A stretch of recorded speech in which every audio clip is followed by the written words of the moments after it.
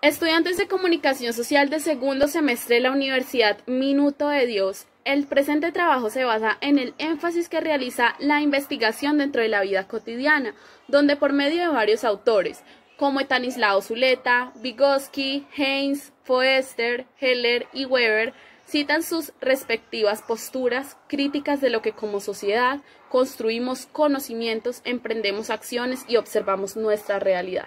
Por otro lado, nos damos cuenta que la vida es como una caja de chocolates, porque no sabemos lo que recibiremos o sucederá hasta que lo saboreamos.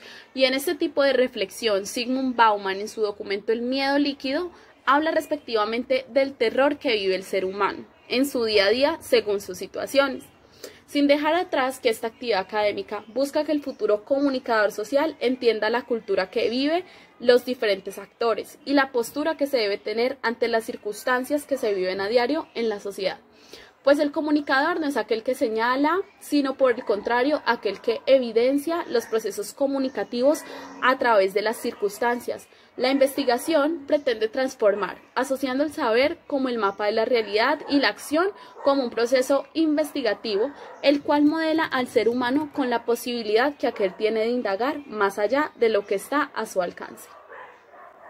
Hacemos parte de una sociedad donde el entorno que nos rodea fluye desde el pensamiento, cargada de rutinas y símbolos construidos mediante interacciones grupales, según Vygotsky 1977, sin percatarnos que la vida cotidiana hace de mediadora hacia lo no cotidiano, según Heller 1998. Lo que no sabemos o nos damos por enterados es que imparten nuestras acciones sobre los otros. Este ejemplo lo podemos llevar a la hora de aplicar el esencialismo como el circunstancialismo, plasmado en el texto Elogio a la dificultad por el autor Estanislao Zuleta. Vamos a una no reciprocidad lógica existencial que explica mediante el método de fracasos o problemas que atravesamos como seres humanos. Dentro del circunstancialismo lo relacionamos cuando las consecuencias que estamos asumiendo son positivas y esto nos genera un sentido de vida cualitativa superior, llamándose una interdependencia del yo soy yo y mis circunstancias.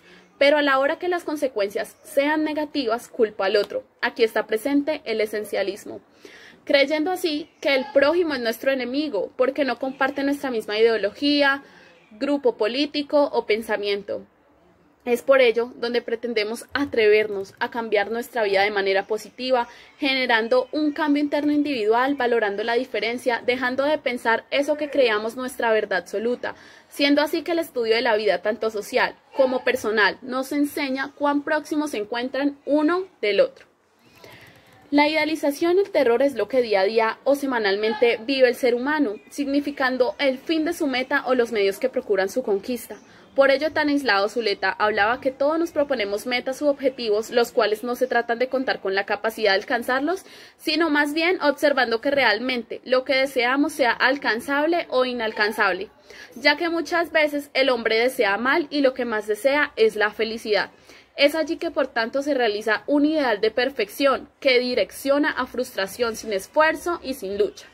Aquí en donde el entorno genera reacciones de estímulo y respuesta. Finalmente conocemos la realidad social que se estudia como una realidad reinterpretada por sujetos quienes cumplen su papel como observadores, de tal manera que por medio de la investigación social epistemológicamente incluye al observador en la observación, como asimismo del observado se construye un observador, siendo esta una tarea de la ciencia, donde a su vez proporciona reglas que permiten predecir resultados de acontecimiento a futuro y es como desde la perspectiva del conocimiento lo privilegia de propias experiencias u observaciones nuestras.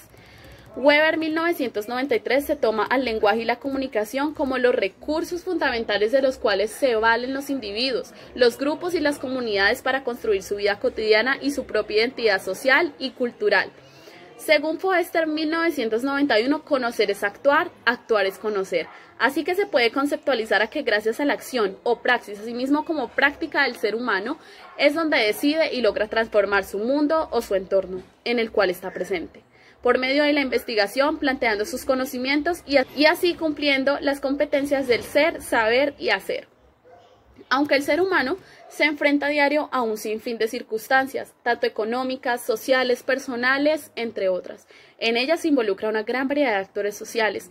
Es allí donde precisamente se detecta una de las problemáticas más grandes del ser racional: la falta de discernir de una manera clara, dando la dimensión real a las situaciones. Y es allí donde los compromisos, sueños y metas en el diario vivir nos impiden analizar y darle trascendencia a aquellas situaciones.